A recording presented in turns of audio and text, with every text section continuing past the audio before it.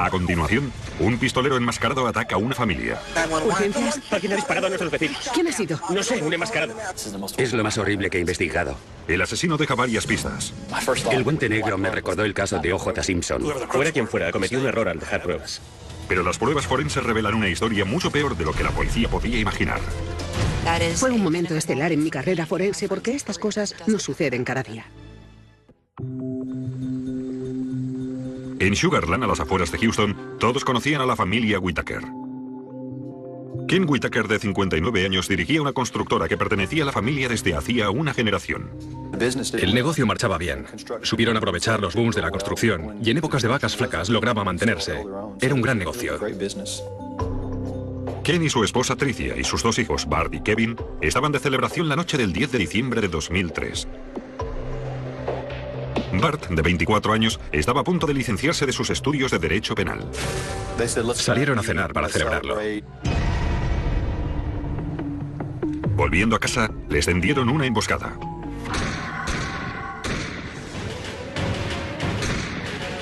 ¿Urgencias? Alguien ha disparado a nuestros vecinos. ¿Quién ha sido? No sé, un enmascarado. Venga, rápido. De acuerdo. Segundos después, Bart Whitaker también llama a urgencias. Me han disparado. ¿Dónde está herido? En el brazo, creo. No puedo moverlo. Le he perseguido. Estoy en la sala de estar junto a la cocina. He ido tras él. Entendido. ¿Ha salido por la puerta de atrás? Sí, le he perseguido en esa dirección. La operadora dijo, han disparado a 4 personas. Al principio pensé que bromeaba porque en Sugarland no se producen tiroteos cuádruples. Tanto Kevin como su madre fallecieron de un disparo en el pecho. Ken y Bart, ambos conscientes y despiertos, tenían heridas de bala en la parte alta del brazo. Mi primera reacción fue de shock. No podía reaccionar. Los investigadores hallaron el arma en el suelo de la cocina. Una pistola de 9 milímetros vacía. Los investigadores también hallaron un guante frente a la casa. La puerta no parecía estar forzada. Aparentemente el robo era el móvil, pero todo estaba en su sitio. Los cajones del dormitorio principal estaban ligeramente abiertos, pero no lo suficiente para sacar algo. Unas horas más tarde, la policía recibe el aviso de otro tiroteo a pocos kilómetros. El sospechoso entró en una casa, ató a sus habitantes y les apalizó. Aquel individuo huyó del lugar. La policía emitió una orden de búsqueda sobre el sospechoso. Los agentes persiguieron al hombre hasta un edificio de apartamentos. Pero cuando ya lo tenían rodeado, el malhechor se pegó un tiro. Dedujimos que si había querido matarse para escapar de la policía, era porque había hecho algo realmente malo, como un homicidio. Identificaron al hombre como Lathan Jackson, de 22 años. Hacía 3 meses que había salido de la prisión por posesión de drogas. Había estado en prisión por delitos graves. Pensamos que podía haber participado en ese crimen violento.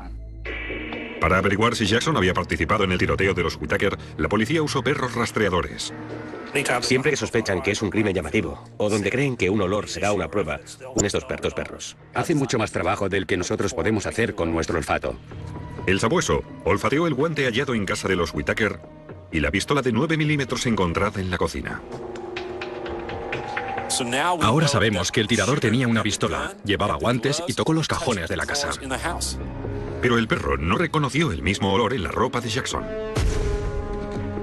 lo que significaba que el asesino de los Whitaker seguía suelto. La familia Whitaker regresaba a casa de una cena en familia para celebrar que Bart Whitaker estaba a punto de graduarse de la universidad. Kevin Whitaker se dirigió a la puerta principal, seguido de su madre y su padre. Bart Whitaker estaba comprobando los mensajes de su móvil y fue el último en entrar. El asesino mató a Kevin y Tricia Whitaker. Ken y su hijo Bart recibieron impactos de bala en el brazo y sobrevivieron. Al parecer, el asesino escapó por la puerta de atrás. Cerca de la puerta trasera de la casa, junto a la cocina, había una pistola Glock negra de 9 milímetros. Habían disparado 4 balas. No echaron en falta objetos de valor en casa de los Whitaker. Lo único que supimos que faltaba era el teléfono móvil de Bart Whitaker, lo que no tenía explicación. Al ser interrogados, Ken y Bart contaron a la policía que el atacante llevaba puesto un pasamontañas, medía 1,80 m de alto y era de constitución media. Pero había detalles en la escena del crimen que intrigaban a los investigadores. Parecía como si el intruso hubiera sabido exactamente la hora a la que llegaría la familia.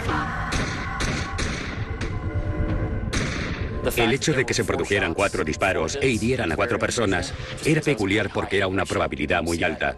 Ni siquiera los agentes de policía son capaces. O tuvo suerte, o era muy bueno, o tuvo tiempo de planear lo que estaba haciendo. Y cuando la policía investigó el número de serie del arma homicida, descubrió que estaba registrada a nombre de Kevin Whitaker. La guardaba en una caja fuerte cerrada en su dormitorio en la segunda planta. El asesino había usado una especie de barra, una palanca, para abrirla. Usara la herramienta que usara, se trataba de una especie de palanca. Y dejó pequeños restos de pintura, lo que sugería que la herramienta que habían usado estaba pintada. Y la ubicación de la caja fuerte era otro indicio de que el asesino conocía la distribución de la casa. El delincuente sabía exactamente a dónde ir. Solo hay una forma de salir de la segunda planta. Mientras los investigadores buscaban al hombre que había agredido a la familia Whitaker, los periodistas seguían inmersos en su propia investigación. La gente estaba muy asustada. Es comprensible, teniendo en cuenta que disparan a 2 personas y las matan, en una zona donde no es común este tipo de crímenes.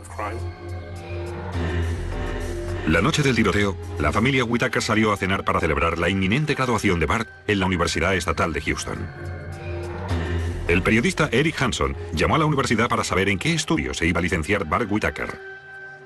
La persona que cogió el teléfono, lo primero que me dijo fue que Bart no estudiaba allí y no se iba a graduar. Y eso me sorprendió mucho. Me quedé atónito. En vez de ir a clase, Bart Whitaker empleaba el dinero de sus padres para pasarlo bien. Le daban dinero para la matrícula y asumieron que iba a la universidad. Confiaban en él, pero no era así. Su padre comentó que confiaba en él. Nunca le exigieron buenas notas.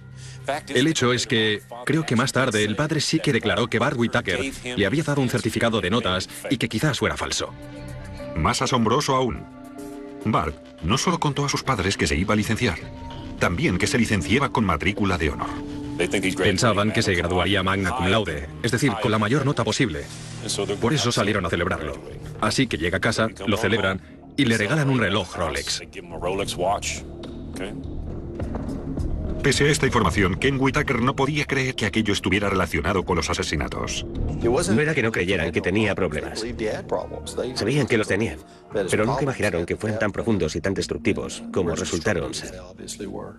Más tarde, los investigadores advirtieron algo extraño en una fotografía de la familia de Bart, donde salía este sentado junto a su hermano una hora antes de los asesinatos. En una de las fotos vimos que Bart hacía un gesto obsceno ante la cámara o la persona que sacaba la foto.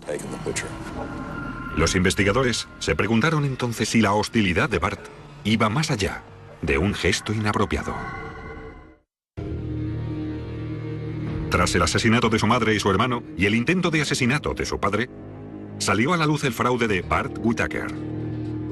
Había contado a su familia que se iba a graduar en la universidad cuando en realidad llevaba años sin ir a clase. Aún me disgustó más que hubiera recibido una tarjeta de felicitación de una familia amiga y que dentro hubiera un cheque de 25 o 50 dólares. Después de salir del hospital, cobró el cheque. Todo después de que se descubriera que no iba a graduarse. Aún así, cobró el cheque. Cuando las noticias acerca del tiroteo en casa de los Whitaker se emitieron por toda Texas, uno de los amigos de Bart, Adam Heap, proporcionó una información relevante. 2 años antes de los asesinatos de los Whitaker, Adam Heap sostenía que Bart había intentado contratarle como francotirador. Adam decía que el motivo era financiero, que Bart quería hacerse con el patrimonio multimillonario de sus padres. Heap conocía detalles del crimen que solo una persona familiar con el plan hubiera podido saber. Uno de los argumentos que encajaba con la escena del crimen fue un dibujo de la entrada de los Whitaker. Describió donde él y Bart habían acordado que él estaría para disparar a Ken, Kevin y Tricia cuando cruzaran la puerta. Coincidía plenamente. Adam Heap tenía una coartada irrebatible. El día del tiroteo estaba trabajando en un banco. Otro giro sorprendente aconteció cuando los investigadores descubrieron que los padres de Bart, Ken y Tricia Whitaker, se habían enterado del plan 2 años antes. Ken y Tricia no dieron credibilidad al suceso. Contactaron con uno de los individuos que estaba implicado en la trama y esa persona convenció a Ken y Tricia que era todo una broma y un gran malentendido. Luego el padre preguntó a Bart Whitaker sobre aquello. Bart Whitaker era tan bueno engañando a sus padres que su padre jamás verificó la información. Su padre ni siquiera cuestionó sus estudios después de aquello. Y cuando la policía contó a Ken Whitaker que Bart podía haber apañado ese tiroteo también, tuvo dificultades para aceptarlo. Ken era muy naif. Es muy naif. En definitiva, la policía se preguntaba que si Bart había organizado el asesinato de su familia, ¿quién le había ayudado? La policía investigó con quién se relacionaba Bart por aquel entonces. Los dos mejores amigos de Bart eran Chris Brashear y Stephen Champagne. Chris compartía habitación con él y Steve vivía al lado. Tanto Champagne como Brashear negaron cualquier implicación en el tiroteo. Tanto Chris como Steven eran universitarios buscando su camino. Ninguno de los dos tenía decidido su futuro, saltando de un trabajo a otro y de fiesta. La policía les pidió ADN y muestras de olor, y las dieron sin problemas. Les pidieron que usaran gasas en agua destilada para lavarse las manos. Cogieron las gasas, las usaron, las metieron en la bolsa de plástico y las sellamos. Posteriormente, los perros rastreadores olfatearon si aquellos olores coincidían con los olores identificados en la escena del crimen. Obtuvimos muestras de olor de cada artículo que creíamos que había tocado el sospechoso. La policía lo llama un reconocimiento de esencias. El reconocimiento de esencias sigue un procedimiento similar al reconocimiento fotográfico. Ninguno de los olores en la escena del crimen implicaba a Steve Champagne. Pero el perro sí que descubrió una cosa. Adivine qué olor reconoció. 3 tests diferentes implicaban a Chris Brashear. Lamentablemente, este tipo de pruebas no se admiten en un juicio. Queríamos indagar en aquel asunto hasta que estuviéramos fuera de toda duda antes de imputarle cargos. La policía necesitaría más si quería conseguir una condena. La policía creía que Bart Whitaker había contratado a su compañero de cuarto, Chris Brashear, para asesinar a su familia. También sospechaba que uno de los amigos de Bart, Stephen Champagne, estaba implicado. Creíamos que eran ellos, pero no puedes decir a la gente que no se preocupe, que sabes quién ha sido, pero que todavía no puedes probarlo. Les pinchamos el teléfono. Lo único que nos interesaba era tirar de la manta para ver si aquellos chavales hablaban entre ellos, pero no obtuvimos nada. Aún así, la policía nunca permitió que olvidaran que los estaban investigando. Y 1 año y medio después, su persistencia finalmente valió la pena. Fue obvio que los esfuerzos que hacíamos para hablar con el círculo de amigos de Steve Champagne daban sus frutos, le afectaban. Steve Champagne finalmente se dio por vencido y admitió a la policía que Bart Whitaker les había pedido a él y a Chris Brashear que mataran a la familia de Bart. Champagne insistió que Chris Brashear había disparado y que él únicamente conducía. Bart quería que yo, al principio, asumiera el papel de Chris, pero yo le dije que ni hablar. Y verá,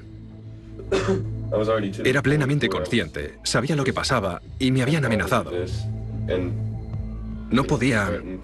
Tuve la sensación de que no tenía otro remedio. Sin querer ya estaba implicado. Y por eso me lo tomé de manera que participara lo menos posible. Champagne reveló que después de los asesinatos habían arrojado una bolsa con pruebas en el lago Conroe. Hombres buzo de la policía rastrearon el lago y milagrosamente, tras 1 año y medio en el fondo del lago, encontraron la bolsa.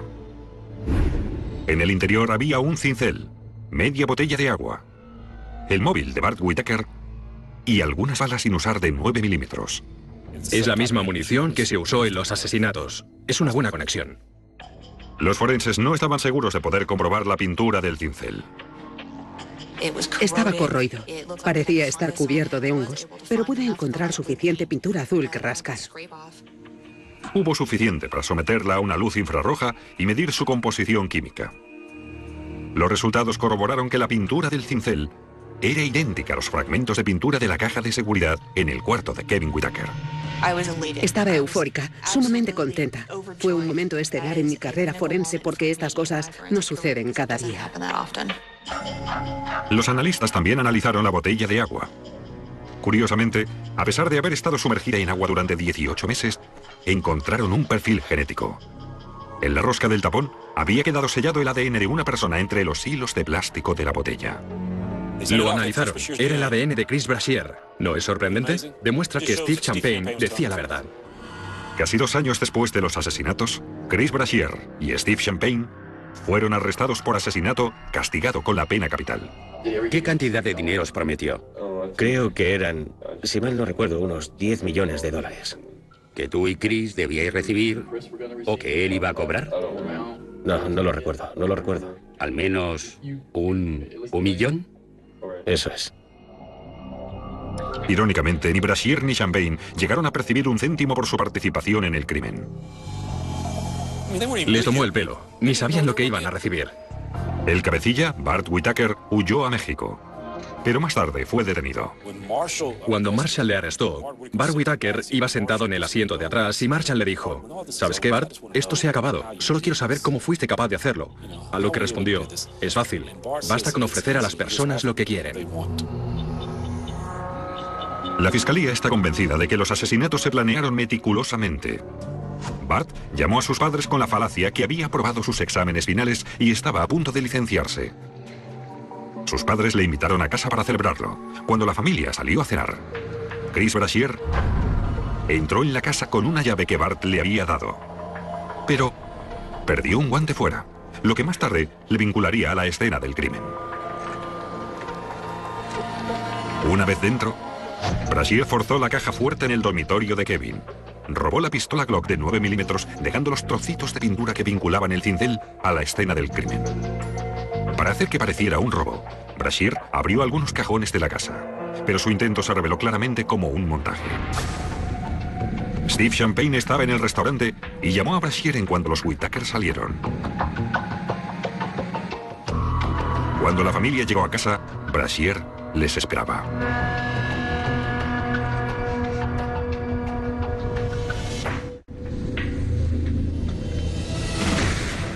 Disparó a Kevin y Tricia en el pecho.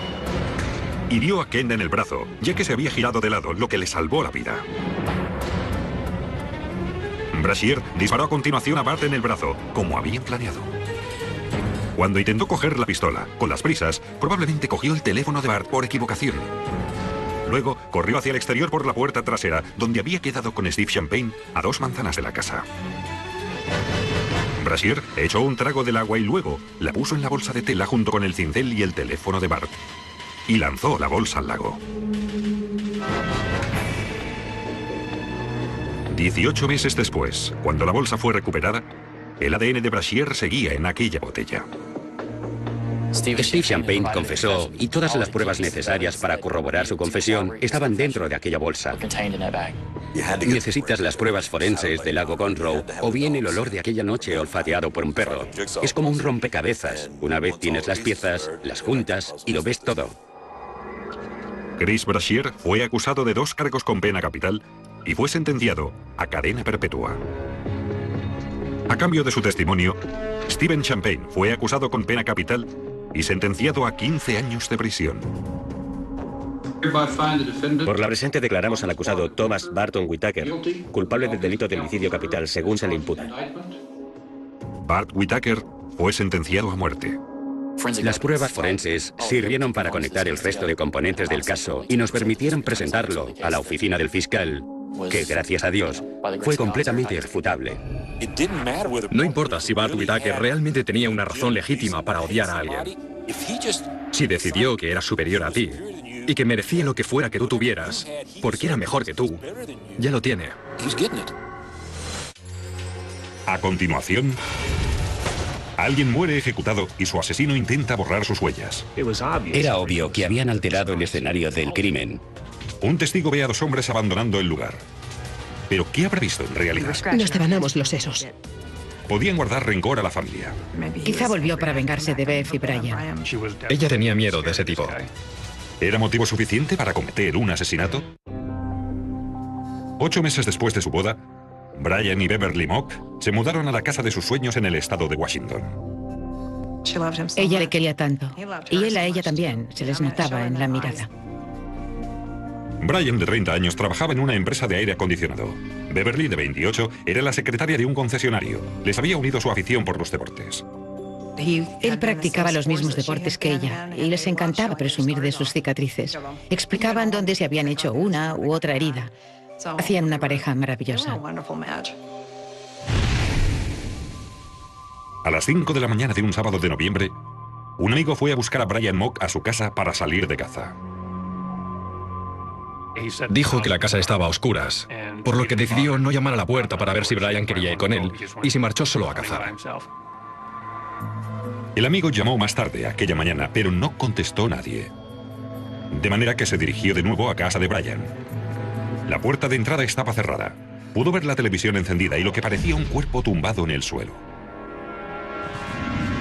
Fue entonces cuando llamó a la policía. Recuerdo que estaba lleno de sangre. Había sangre por todas partes. Descubrieron que Beverly y Brian Mock habían sido asesinados. Por supuesto, me derrumbé y empecé a gritar. Decía, tengo que ir allí, quiero verlo por mí misma. Cada uno de ellos había recibido 3 disparos con una pistola del calibre 22. Les habían matado como si fuera una ejecución. Les habían disparado varias veces para asegurarse de que estaban muertos. Solo quería ir allí a abrazar a mi hija, pero no podía porque podía destruir cualquier prueba útil para la policía. A juzgar por los casquillos, Brian había sido asesinado en la sala de estar. Probablemente Beverly había oído los disparos desde el dormitorio y había ido a ver qué pasaba. Corrió hacia la puerta de entrada, pero nuestro sospechoso la atrapó y le disparó. Todo indica que el asesino ha arrastrado el cadáver de Beverly hasta el de su marido y ha cubierto ambos cuerpos con una sábana del dormitorio. Había un rastro de sangre, una franja de casi 1 metro de ancho y 3 o 4 metros de largo que llevaba hasta los cuerpos de las víctimas. El rastro de sangre presentaba extrañas estriaciones. A primera vista, no supimos ver qué había causado estas estriaciones. Nos devanábamos los sesos intentando descubrir por qué el rastro de sangre tenía ese dibujo. La respuesta estaba en la cocina. Alguien había barrido la sangre con la escoba y la había salpicado contra la pared. Quizá el asesino había utilizado la escoba para borrar las huellas de sus zapatos. También había borrado otras huellas con un trapo. Intentaban eliminar huellas dactilares en los pomos, en los interruptores, ese tipo de cosas.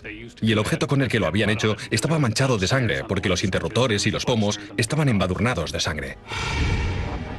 El hecho de que el televisor estuviera encendido fue revelador para los investigadores. El asesino no se había ido con prisas. Se había tomado el tiempo de limpiar, de borrar, de intentar ocultar lo que había sucedido. El móvil del crimen no parece ser el dinero. Brian encima una cantidad considerable de dinero. En la casa había varias armas de fuego y no se las llevaron. Otros objetos de valor tampoco faltaban. Las evidencias sugieren que Brian abrió la puerta, se dio la vuelta para dirigirse hacia la sala de estar y fue entonces cuando le dispararon. Una clara indicación de que conocía a su asesino. Brian y Beverly Mock han sido asesinados en su casa en plena noche. Su familia afirma que la pareja no tenía enemigos conocidos. Se me rompe el corazón cuando pienso que no ha podido ser madre. Lo deseaba tanto. Y sé que Brian también lo deseaba. Tenían tanto que dar los dos. Eran 2 personas tan buenas, tan responsables, y sus hijos habrían sido perfectos.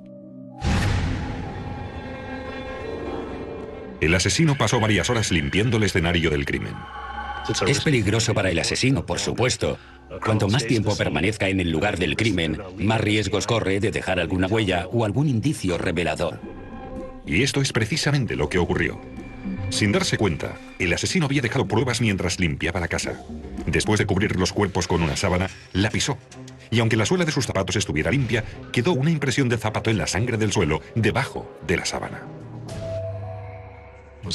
Era un dibujo en zigzag, la marca muy clara de un zapato que había quedado impresa en la sangre. El hecho de que el asesino permaneciese tanto tiempo en el lugar del crimen contribuyó al descubrimiento. La sangre ya estaba bastante seca y esto fue positivo porque conservó mejor la marca en el suelo. Un programa informático permite establecer que se trata de un zapato de trabajo de la marca Madsen. El asesino también dejó pruebas en el dormitorio del matrimonio. En el dormitorio parecía haber una huella digital en el marco de la puerta. Pero las crestas dactilares formaban un dibujo en forma de U, lo cual significaba que el dedo se había aplicado boca abajo. Era plausible, si no fuera porque la huella se encontraba a 2 metros del suelo. El asesino tenía que haberse subido a una escalera. Estaba a demasiada altura. No era natural que alguien hubiera puesto la mano allí. Pero cabía otra posibilidad. Las crestas de las palmas de la mano se extienden en dirección contraria a la de las crestas en la punta de los dedos. En realidad, la huella que encontramos en la casa no era una huella dactilar, era la huella de la palma de la mano. Deduje que había dejado aquella huella en el marco de la puerta porque se había apoyado mientras limpiaba algo, sin darse cuenta de que llevaba las manos manchadas de sangre. Por eso la apoyó en el marco de la puerta.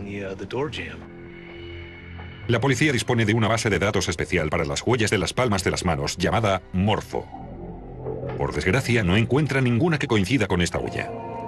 En busca de posibles sospechosos, los investigadores interrogaron a todos los vecinos del barrio. Una pareja que vivía enfrente, Daniel y Jennifer Tavares, dijeron haber oído disparos hacia las 7 de la mañana. Creyeron que se trataba de cazadores. Daniel se había levantado y había mirado por la ventana del dormitorio que daba a la casa de los Mock. Vio una camioneta roja saliendo del camino de entrada de la casa. Dijo que llevaba un pasajero, pero no le había visto bien. En cambio, pudo describir con mucho detalle al conductor del vehículo.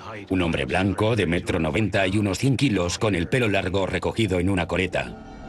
El coche había dado media vuelta y se había marchado a toda velocidad. Ni los familiares ni los vecinos conocían a nadie que coincidiera con la descripción.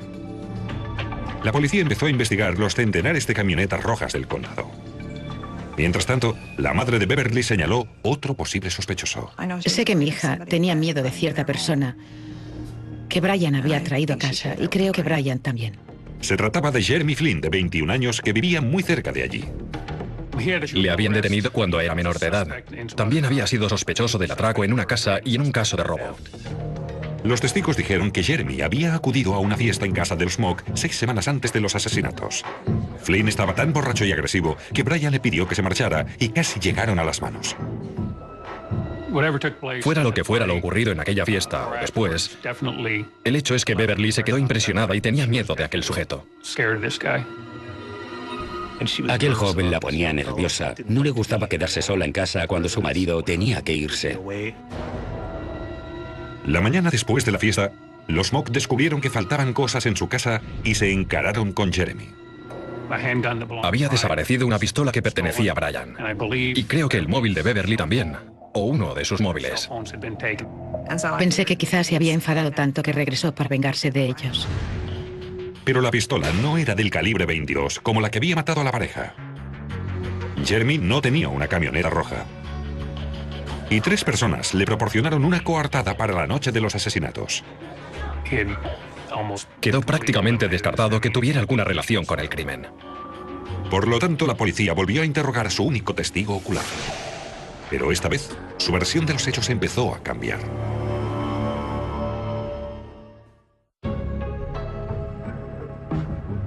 En la búsqueda del asesino de Beverly, Brian Mock, la policía volvió a interrogar a su vecino, Daniel Tavares, que había dicho haber visto una camioneta roja enfrente de la casa donde se cometió el crimen aquella noche. Su descripción de los 2 hombres fue muy detallada. Cuanto más detalles pueda darte el testigo ocular de una persona supuestamente relacionada con el crimen, mejor. Pero para los detectives es una descripción demasiado detallada. Tavares vivía a casi 200 metros de la casa de los Mock y todavía estaba oscuro. Nos describió el aspecto de estos 2 hombres. Su corte de pelo, cuántos días llevaban sin afeitarse, el color de sus camisas, el tipo de zapatos que calzaban. Incluso nos dijo que uno de ellos tenía la cara marcada por la viruela. Al investigar la vida y el pasado de Daniel Tavares, los detectives se quedaron asombrados por lo que encontraron. Tavares había pasado 16 años en la cárcel por homicidio y solo llevaba 4 meses en libertad. Todos coincidían en describir a Daniel Tavares como el peor tipo de preso. Era agresivo, incluso había atacado a los funcionarios de la cárcel, pero de algún modo había conseguido salir en libertad condicional por buena conducta. Antes de salir de la cárcel, Tavares había conocido a su mujer, Jennifer Freitas, a través de un servicio de contactos por Internet, donde los reclusos se anunciaban en busca de amistades por correo. Y así fue como Jennifer terminó estableciendo una relación con él. Para casi todos nosotros resulta incomprensible que busques amor en la cárcel. Se comunicaban por correo, pero no se vieron en persona hasta que Tavares fue liberado. En cuanto salió de la cárcel, tomó un avión desde Massachusetts para venir a Washington. Nos quedamos asombrados cuando descubrimos todo esto. Tavares se había casado con Jennifer en Washington y había violado su libertad condicional al abandonar Massachusetts. Por desgracia, la policía de Washington no tiene jurisdicción para detenerle. Creo que solo podían hacerlo los estados que lindan con Massachusetts o la zona de Nueva Inglaterra. Por lo tanto, aunque hubiera una orden de detención, solo podía aplicarse dentro de esta limitada zona geográfica. La policía del estado de Washington podía pedir las huellas dactilares de Tavares a la policía de Massachusetts. Pero lo que necesitaban eran las huellas de las palmas de sus manos. Por lo tanto, los investigadores deseaban llevarle a comisaría y encontrar la manera de que les diera las huellas de sus dedos y sus palmas voluntariamente. Por suerte, Tavares ignoraba que le consideraran sospechoso. Cooperaba. Era muy complaciente. Creía que nos tragábamos sus historias. El plan de los investigadores era pedir a Tavares que les ayudara a preparar un retrato robot de los asesinos. Pensé que sería más fácil y más seguro hacerle creer que venía voluntariamente para hablar con el dibujante. Cuando Daniel Tavares entró en la comisaría de policía, el detective Jason Tate llegó al mismo momento y entró detrás de él. Había llovido, y Tavares dejaba las huellas de sus zapatos mojados en el suelo de la entrada. Al detective Tate le parecieron familiares. Tenía que conseguir que viniera alguien enseguida, antes de que las huellas se secaran y desaparecieran. Mary Lou Hanson O'Brien salió corriendo con su cámara. Como las huellas eran de agua, sobre una superficie rugosa, era imposible compararlas con todo detalle. Pero el dibujo de las suelas era muy claro y distintivo. Era un dibujo único, un dibujo sin grandes detalles. ¿Se trataba del mismo zapato que había dejado aquella impresión en la sangre? ¿Y la única encontrada en el lugar del crimen? Los criminales no son tan listos como creen. A veces hacen cosas estúpidas. Daniel Tavares era el principal sospechoso del asesinato de sus vecinos Brian y Beverly Mock. Pero los investigadores no tenían ni idea del posible móvil del crimen. Hablé con el dueño de un bar que había servido a Tavares la noche de los asesinatos. Le describió como chulesco y arrogante, con ganas de buscar pelea. Daniel Tavares entró en la comisaría de policía sin saber que era un sospechoso. Creía haber venido para dar una descripción de los asesinos. Creía estar allí para hablar con un dibujante, y no tenía ni idea de que le tuviéramos en nuestro punto de mira. Tavares admitió haber estado de visita en casa de los Mock en varias ocasiones. Por lo tanto, la policía le preguntó si le importaba darle sus huellas dactilares para poder eliminarlas de las demás huellas desconocidas que habían encontrado en casa de los Mock. Le dije que necesitábamos sus huellas para poder descartar las que no eran importantes para nosotros. Tavares aceptó de buen grado y la policía pudo sacarle no tan solo sus huellas dactilares, sino también las de las palmas de las manos. Luego, los investigadores hicieron preguntas más incisivas a Tavares sobre su pasado. Seguro que ya sabéis por qué estuve en la cárcel. Me han dicho que fue un homicidio. ¿Cómo le mataste? A cuchillazos. Era una mujer. ¿Ah, sí? Sí. Era un miembro de mi familia. ¿Qué parentesco teníais? Mi madre. ¿Mataste a tu madre? Así es. No me digas. Le dije, ¿mataste a tu madre? Estaba atónito, fue todo un shock. En pocos minutos, los expertos en huellas latentes comprobaron que la huella de la palma de Tavares coincidía con la encontrada en el marco de la puerta en el escenario del crimen. Tenemos suficientes pruebas para detenerte por el asesinato de Brian y Beverly. ¿Qué? Si estaba en la cama. Es imposible. Normalmente no lo hago, pero voy a enseñarte una cosa. Aquí está la huella de tu mano ensangrentada que encontramos en la casa. Y esto son las huellas de los zapatos que ahora mismo llevas puestos. Cuando vi aquella impresión, no podía creer que estuviera viendo el mismo dibujo de la suela de los zapatos. Nos quedamos boquiabiertos. Que Tavares fuera tan estúpido para venir a comisaría con los mismos zapatos. Confrontado con las pruebas forenses, Daniel Tavares confesó. Dijo que había hecho un tatuaje a Brian Mock y que Brian le debía $50. Por lo tanto, fue a su casa el sábado por la mañana para reclamárselos. ¿Están llamando? Ya voy. Dijo que era muy temprano. Brian estaba durmiendo y se enfadó con Tavares por haberle despertado. Discutieron. Se le cruzaron los cables y le pegó 3 tiros. Beverly oyó los disparos e intentó escapar. Tavares le disparó 3 veces y la arrastró hasta el cuerpo de su marido. Cuando entró en el dormitorio para agarrar una sábana para cubrir los cadáveres, pensó que quizá había manchado de sangre el interruptor del dormitorio y al frotarlo con un trapo, se apoyó en el marco de la puerta para mantener el equilibrio. Fue entonces cuando dejó la huella de su palma en la puerta. En las horas siguientes, Tavares barrió las huellas de sus zapatos con una escoba. Pero cuando pisó la sábana que cubría los cadáveres, su peso dejó la impresión de su zapato en la sangre que se estaba secando en el suelo bajo la sábana. Una impresión que no podía ver en la superficie de la tela. Jennifer Tavares confesó más adelante que estuvo en el lugar del crimen después de los asesinatos. También confesó que ella y su marido habían tirado el arma del crimen al mar cerca de allí. Sigue siendo un misterio por qué decidió matar a Brian Mock. Tavares afirma que fue porque le insultó, pero no acabo de creérmelo. En febrero de 2008, Daniel Tavares fue condenado a cadena perpetua sin posibilidad de libertad condicional. Jennifer Tavares, que afirmaba que solo había ayudado a su marido a borrar sus huellas porque temía por su vida, fue condenada a 1 año de cárcel. Ni siquiera puedo explicar por qué lo hice. Era incapaz de pensar en aquel momento. Estaba asustada y preocupada. Increíblemente, Tavares estaba tan convencido de haberse librado de todas las pruebas que podían incriminarle que llevaba los mismos zapatos durante su interrogatorio en comisaría.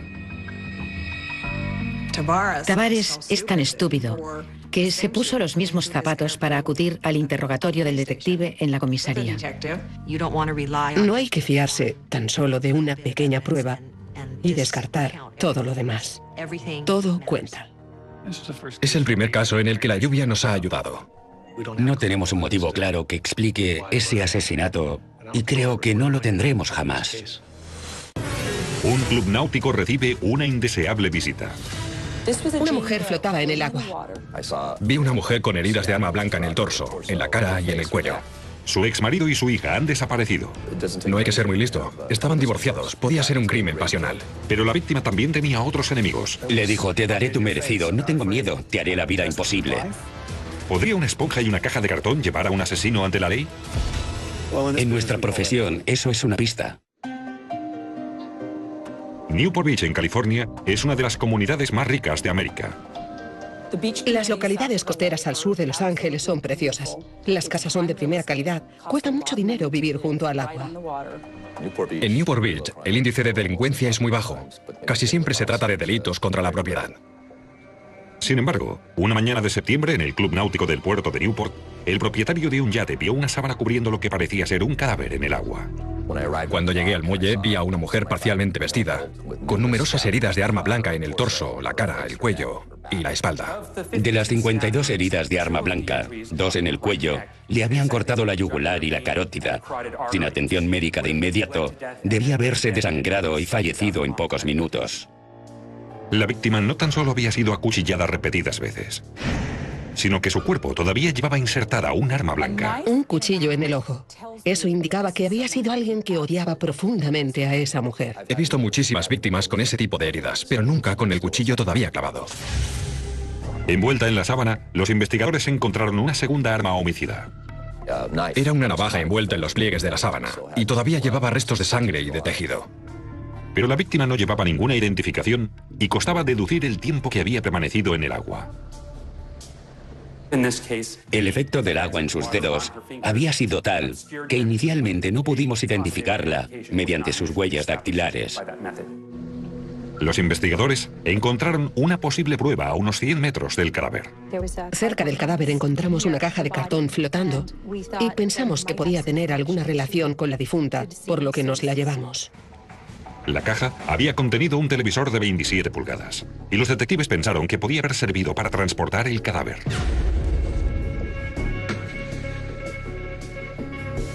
Durante la autopsia, el médico forense descubrió que la víctima llevaba implantes de mama. Cualquier dispositivo médico, ya sean implantes de mamas o de caderas o de otro tipo, puede ser una pista a seguir para poder identificar a la persona que lo llevaba. Cada implante lleva un número de lote y de serie grabado en la superficie transparente. Su objetivo es identificar dónde y cuándo ha sido fabricado a efectos investigativos y para notificar al paciente en el improbable caso de que tuvieran que reclamarlo por algún fallo del producto. Este número de serie indicaba que los implantes eran de fabricación francesa. La operación fue realizada en Oklahoma City y la paciente residía ahora en California. Sabíamos que era Barbara Mullenix, que vivía en Huntington Beach, California. Bárbara, que tenía 56 años, vivía en circunstancias algo especiales. Ella y su hija de 17 años se habían mudado recientemente a California y vivían con su exmarido, Bruce Mullenix, hasta que rehiciesen su vida. Habían decidido convivir, pero solo para compartir la vivienda, hasta que su hija hubiera terminado la educación secundaria. Se trataba de una situación temporal por motivos económicos. La información conseguida gracias a la caja de cartón del televisor que había aparecido en el agua junto al cuerpo de Bárbara indicaba que el asesinato podía haber ocurrido en casa de Bruce Mullenix. El número de referencia y la dirección en la etiqueta del embalaje indicaban que se había comprado en una tienda de Huntington Beach. Aquel televisor había sido comprado por Bruce, el exmarido de Bárbara. La policía intentó ponerse en contacto con Bruce y con su hija de 17 años, Rachel, pero no les encontraron. Cuando los investigadores llegaron a la urbanización donde Barbara Mullenix vivía con su exmarido, tuvieron una visita sorpresa. Mi sargento entró y dijo que el señor Mullenix acababa de llegar. Me sorprendió mucho. Pensé que era una bravuconada, pero pareció muy sorprendido de ver a la policía en su casa. No es muy agradable que un detective te mire a los ojos y te diga, es usted es mi principal sospechoso. El médico forense estableció que Bárbara había sido asesinada en algún momento entre el martes por la noche y la mañana del miércoles. Bruce afirmó haberse marchado de su casa el martes por la mañana en viaje de negocios y que estaba en Fresno, California, a más de 400 kilómetros. Como reportera que soy, me pareció interesante que estuviera convenientemente lejos de la ciudad la noche en que se cometió el crimen. Bruce negó tener nada que ver con el asesinato de Bárbara, pero admitió que habían tenido bastantes problemas. Ambos teníamos nuestra parte de culpa en el divorcio. Desde mi punto de vista, el catalizador más importante fue que Bárbara empezaba a beber cada vez más y su personalidad cambiaba radicalmente cuando estaba borracha. El registro de la casa de Bruce no reveló ninguna señal de que hubieran forzado la entrada. Pero el colchón y el somier del dormitorio de Bárbara habían desaparecido. En nuestra profesión, eso es una pista. Los técnicos de la policía científica rociaron la habitación con leucocristal violeta, un producto químico que adquiere ese color en contacto con la sangre. La cantidad de sangre que encontré por todas partes me indicó que alguien había sangrado en la habitación. Y era evidente que el asesino había intentado limpiar la sangre. En la cocina había una caja de guantes de látex. Y en la mesilla de noche apareció una esponja amarilla. La esponja presentaba una mancha roja que resultó ser sangre. Fue una evidencia muy significativa en la investigación. Los investigadores también descubrieron otra cosa en la cocina. Los cuchillos del cajón de la cocina hacían juego con el que Barbara Mullenix llevaba clavado. Era muy característico. Presentaba el mismo diseño entrecruzado. Se llevaron fragmentos enteros de la pared para analizarlos. Una huella dactilar muy clara había sobrevivido a la limpieza. Cuando los criminales cometen su delito, sudan más de lo normal, producen más residuos y por eso a veces sus huellas dactilares son más claras. Fue fácil determinar lo que teníamos. Era una palma completa. Tenía 4 dedos y un lado de la palma de la mano. Los investigadores compararon las huellas ensangrentadas con las de Bruce Mullenix. No coincidían. En todas las películas de policías, el excónyuge siempre es el primer sospechoso que hay que descartar, por eso no me sorprendió. Pero ¿dónde estaba Rachel, la hija de los Mullenix? Bruce no lo sabía y los investigadores tampoco. Antes de que Bruce regresara a casa, me preocupaba que Rachel también hubiera sido asesinada. No sabíamos nada de Rachel ni en qué estado estaba. Intentamos llamarla al móvil, pero no contestaba. Saltaba su buzón. La última vez que había sido vista, estaba con su novio la víspera del asesinato. Fueron al cine, irónicamente a ver La joven del agua. Pero a pesar de su desaparición, Bruce estaba convencido de que su hija no tenía nada que ver con el asesinato de Bárbara.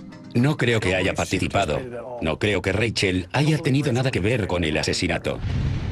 Pero la policía no está tan segura. Los investigadores preguntaron a los vecinos que vivían cerca de la casa adosada de Bruce Mullenix si alguien había visto u oído algo sospechoso la noche del asesinato de Barbara. Uno de los vecinos que vivía justo al lado dijo que hacia las 2 de la mañana le habían despertado unos gritos que duraron unos 30 o 45 minutos y que en aquel momento había dicho que no les sorprendería que estuvieran asesinando a alguien. Cuando hizo esta declaración a la policía no sabía qué había sucedido. Puesto que Bruce Mullenix estaba de viaje, la única persona que podía haber estado en la casa era su hija Rachel, de 17 años, ahora en paradero desconocido. Como era tan joven, tenía 17 años, las autoridades estaban preocupadas, por lo menos al principio, por si también le había ocurrido algo grave. El padre de Rachel contó a los investigadores que su hija salía con un chico, un tal Ian Allen, de 21 años, y que Barbara no aprobaba aquella relación. Cuando Ian Allen apareció en sus vidas, y Rachel no tan solo se enamoró, sino que también empezó a hablar de casarse con él, creo que Barbara temió quedarse sola. Cuando Barbara se dio cuenta de que Ian se acostaba con su hija de 17 años, le amenazó con denunciarle por violación. Más adelante, cuando los ánimos se calmaron, Rachel pidió a sus padres una declaración firmada, una garantía de que Barbara no volvería a amenazar a su novio con una denuncia por violación. Barbara y Bruce aceptaron. Mi opinión al respecto era que de esta manera tendríamos muchas más probabilidades de verles más a menudo, de estar con ellos tanto como fuera posible, en lugar de empujarles a mantener una relación clandestina. A fin de cuentas, eso me indicó quién mandaba en esa casa. Pero una semana antes del asesinato de Barbara, se había producido un grave enfrentamiento. Cuando Rachel no volvió a su casa a la 1 de la madrugada, Barbara se fue a casa de Ian y le montó una escena. Su madre la avergonzaba mucho. Creía tener derecho a hacer lo que hacía. Y cuando llegaron a casa le castigó y le dijo, no le volverás a ver. Ian no había conocido nunca a nadie como ella. Le dijo, te daré tu merecido, no me das miedo, te haré la vida imposible. Te amenazaré, hablaré con tus padres, iré a la escuela de tu hermano pequeño, iré a tu trabajo. Así es como era Bárbara. Pero Rachel dejó claro que no pensaba romper con Ian. Nadie puede negarle nada a Rachel. Luego, la investigación del pasado de Bárbara reveló un dato inquietante. La policía de Tampa, Florida, había tenido que intervenir en una confrontación física entre Rachel y su madre. 2 años antes de que Barbara Mullenix fuera asesinada, su hija Rachel la había atacado con un cuchillo en su casa. Le causó varios cortes en los brazos. Pero Bárbara se negó a presentar cargos. Bárbara podía decir las cosas más crueles que se le pueden decir a nadie. Pero se lo decía a Rachel, y casi siempre cuando estaba borracha. Ahora, después del asesinato de Bárbara, Rachel y su novio Ian habían desaparecido. Los investigadores visitaron a los padres de Ian, que dijeron no haber visto a su hijo desde hacía 2 días. También dijeron que les faltaba su pistola del calibre 38. Como Ian vivía en casa de sus padres, la familia Allen aceptó que registraran su casa, ordenadores incluidos. La policía examinó los ordenadores y descubrió que el día del asesinato, alguien había utilizado un ordenador de los Allen para buscar direcciones en Tampa. Toda la policía de la nación se puso en alerta para localizar la camioneta de Ian Allen. Cuando Ian utilizó una tarjeta de crédito para sacar dinero en Sulphur, Luisiana, la policía rodeó la zona y le detuvieron, a él y a Rachel. Pero Rachel dijo no tener nada que ver con el asesinato de su madre y afirmó que Ian la había secuestrado por la fuerza contra su voluntad. Estaba durmiendo. Era en medio de la noche. Oí a mi madre llamándome a gritos. Corrí a su habitación y vi a Ian encima de mi madre, apuñalándola. Intenté apartarle, pero él me empujó y me golpeó. Y perdí el sentido. Rachel es muy mala actriz. Intentó llorar, pero no le salió ni una lágrima. Si buscas narcisismo en el diccionario te sale Rachel. Pero ¿podrán los análisis forenses determinar si miente o dice la verdad? Tras ser detenido, Ian Allen confesó haber asesinado a Barbara Mullenix, pero insistió en que lo hizo él solo. ¿Fuiste con la intención de matarla? Fui a su casa con la intención de amenazarla, asustarla. Pero muy pronto se me fue de las manos. Mientras tanto, Rachel Mullenix insistía en afirmar que era una víctima inocente. Su versión de los hechos era que Ian la había secuestrado, golpeado y había perdido el conocimiento. Había despertado en la habitación de un motel y no tenía nada que ver con la muerte de su madre ni con lo sucedido con su cadáver. Nadie me dice nada. ¿Qué está pasando? De acuerdo. Estás detenida por el asesinato de tu madre. ¿No sabe que me secuestraron? ¿No lo sabe? Eso es lo que tú dices. ¿Qué quiere decir con eso? Es la verdad. Tenemos pruebas que demuestran lo contrario. ¿Pero qué está diciendo? Rachel ignoraba que los investigadores tenían pruebas forenses que la implicaban en el asesinato de su madre. Habían encontrado el ADN de Rachel en la esponja amarilla encontrada en el dormitorio de Bárbara. La esponja utilizada para limpiar la sangre de Bárbara. Rachel había dicho que no tenía nada que ver con el homicidio, pero el hallazgo de su ADN en la esponja que había servido para limpiar el escenario del crimen estableció que se había encontrado allí en el momento del asesinato. La caja de cartón que apareció flotando cerca del cadáver de Bárbara había sido cerrada con cinta adhesiva, del mismo tipo que la encontrada en el coche de Ian Allen. Los vapores de cianocrilato revelaron huellas dactilares de Rachel en la cinta adhesiva. Identifiqué 3 huellas de Rachel Mullenix. Eran las de su dedo corazón y su dedo anular de la mano izquierda. Al encontrar las huellas de Rachel en la cinta adhesiva, la policía tuvo la sensación de que le había tocado la lotería. Los investigadores encontraron el ADN de Ian en el mango de la pistola del calibre 38. Pero también el ADN de Rachel. ¿Por qué no la utilizó para escapar de su secuestrador? No sé. Me parece muy raro. La huella ensangrentada casi completa de una mano, encontrada en la pared del dormitorio de Bárbara, pertenecía a Ian. Las pruebas forenses confirmaron la teoría del médico forense, que desde un principio había atribuido el asesinato a 2 personas por lo menos. La cantidad de heridas y las demás pruebas indicaban que era más probable que se tratara de más de una persona. Y los mensajes de texto acabaron de demostrar la implicación de Rachel. Rachel había dicho a la policía que se había acostado hacia las 10 de la noche y que se había despertado con el ruido que hacía Ian al atacar a su madre. Al investigar los mensajes de texto, vimos que había estado mandando mensajes a Ian hasta las 2 menos cuarto de la mañana y sabemos que el ataque empezó hacia las 2. Un mensaje decía: se ha tomado un tranquilizante. Otro: se ha despertado. O sea que se están comunicando y avisando sobre lo que hace Bárbara. Los investigadores creen que en la ausencia de Bruce Mullenix de viaje de negocios, Rachel e Ian esperaron hasta que Bárbara se hubo dormido. Y entonces Rachel había dejado entrar a Ian en la casa. Ian cogió varios cuchillos del cajón de la cocina y subió a la primera planta.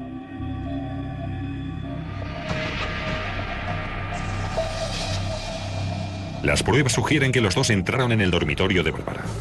Le asestaron más de 50 cuchillazos.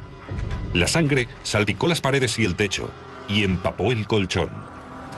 En algún momento del ataque, uno de ellos le clavó el cuchillo de la mantequilla en el ojo, cuando todavía estaba viva, en un malvado acto de despecho y desprecio. Rachel empleó la esponja para limpiar la sangre, pero dejó en ella su ADN.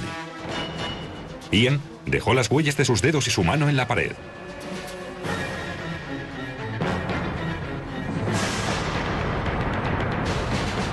La pareja metió el cadáver en la caja vacía del televisor. Y Rachel la cerró con cinta adhesiva, dejando en ella la huella de sus dedos. Más tarde, aquella misma noche, lanzaron el cuerpo de Bárbara al Océano Pacífico. Los investigadores encontraron restos de un colchón quemado en las vías del tren cerca del lugar de trabajo de Ian. Al parecer, fue aquí donde Rachel y Ian quemaron lo que creían ser la última prueba del asesinato. En el juicio, Rachel declaró en su propia defensa, afirmando que no era una asesina. Yo no le hice eso a mi madre.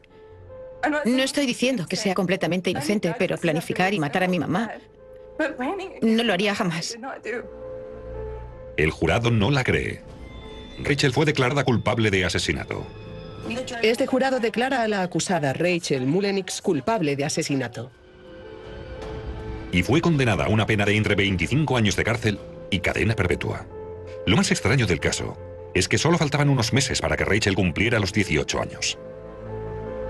Si hubiera esperado hasta entonces, su madre no habría podido hacer nada. No habría ningún impedimento legal para estar con Ian. En un juicio aparte, Ian Allen también fue declarado culpable del asesinato de Barbara Mullenix y recibió la misma condena.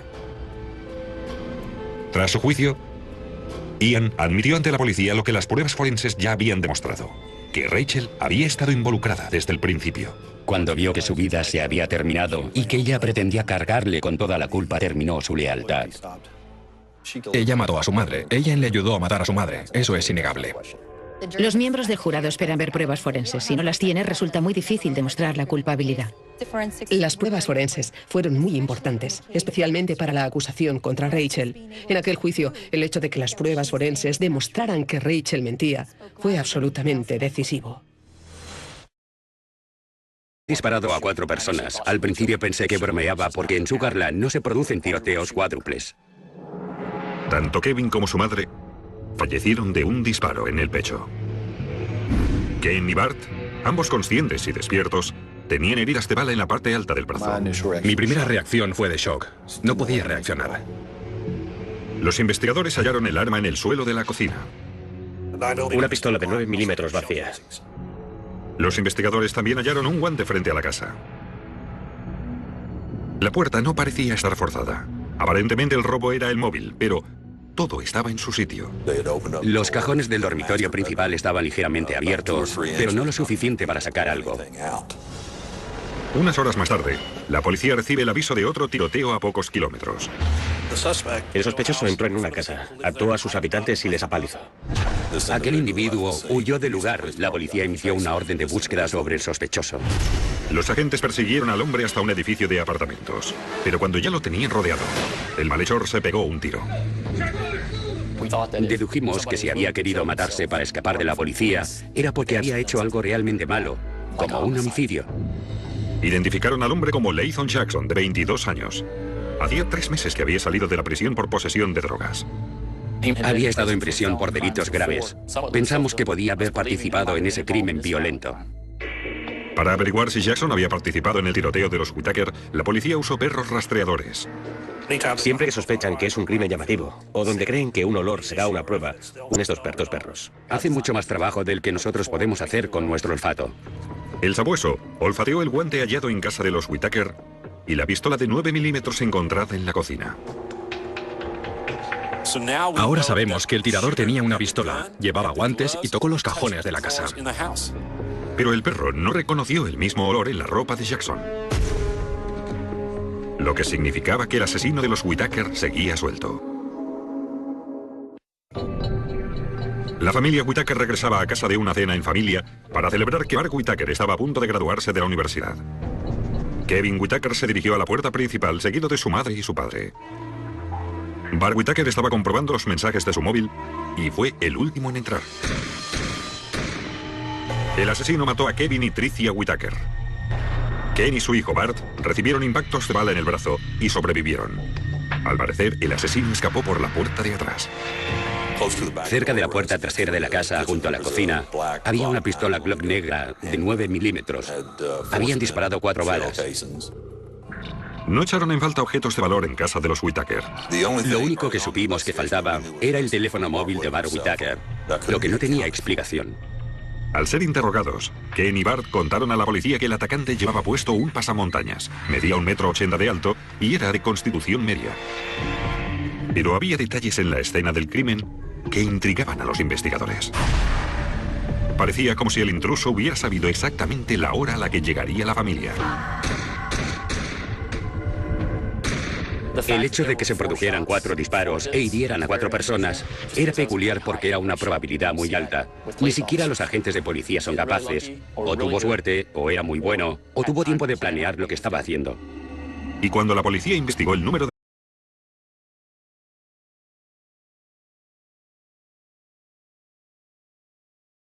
A continuación, un pistolero enmascarado ataca a una familia. ¿Urgencias? Alguien ha disparado a nuestros vecinos. ¿Quién ha sido? No sé, un enmascarado. Es lo más horrible que he investigado. El asesino deja varias pistas. El guante negro me recordó el caso de O.J. Simpson. Fuera quien fuera, cometió un error al dejar pruebas. Pero las pruebas forenses revelan una historia mucho peor de lo que la policía podía imaginar. Fue un momento estelar en mi carrera forense porque estas cosas no suceden cada día. En Sugarland, a las afueras de Houston, todos conocían a la familia Whitaker. Ken Whitaker, de 59 años, dirigía una constructora que pertenecía a la familia desde hacía una generación. El negocio marchaba bien. Supieron aprovechar los booms de la construcción y en épocas de vacas flacas lograba mantenerse. Era un gran negocio. Ken y su esposa Tricia y sus dos hijos, Bart y Kevin, estaban de celebración la noche del 10 de diciembre de 2003. Bart, de 24 años, estaba a punto de licenciarse de sus estudios de Derecho Penal. Salieron a cenar para celebrarlo. Volviendo a casa, les tendieron una emboscada.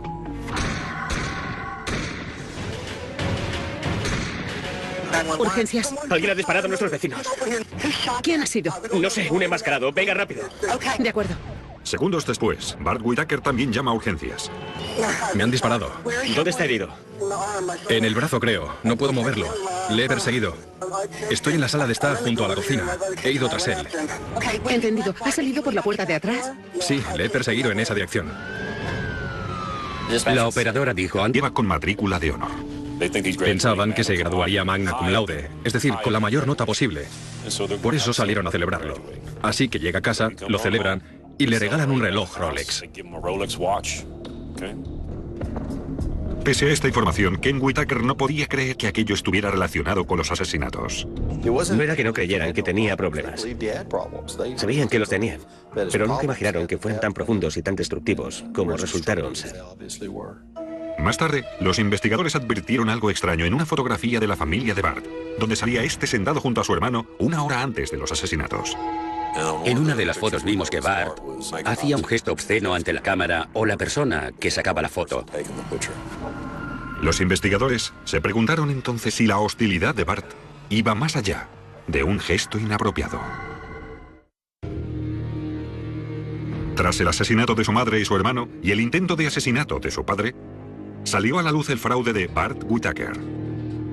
Había contado a su familia que se iba a graduar en la universidad cuando en realidad llevaba años sin ir a clase.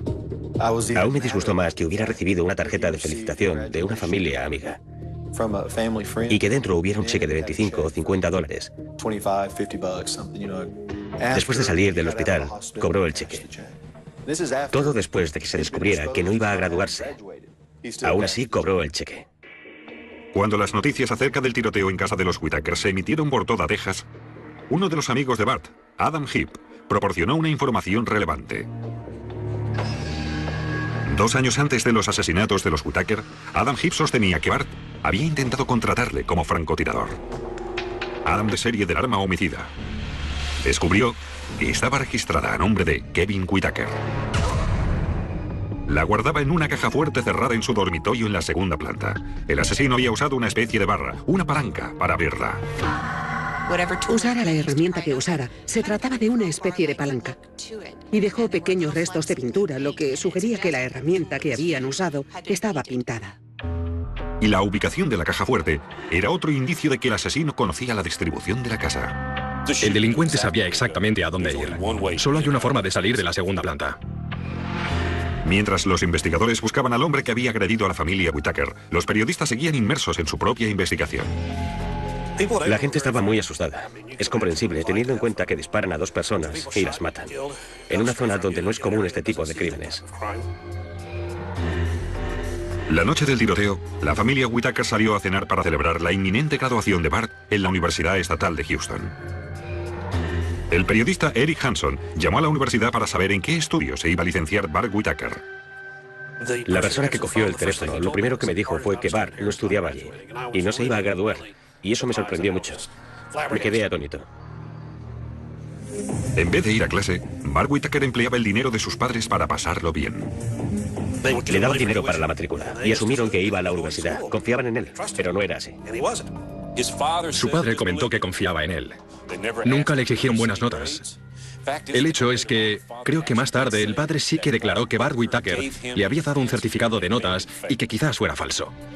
Más asombroso aún, Bart no solo contó a sus padres que se iba a licenciar, también que se licenció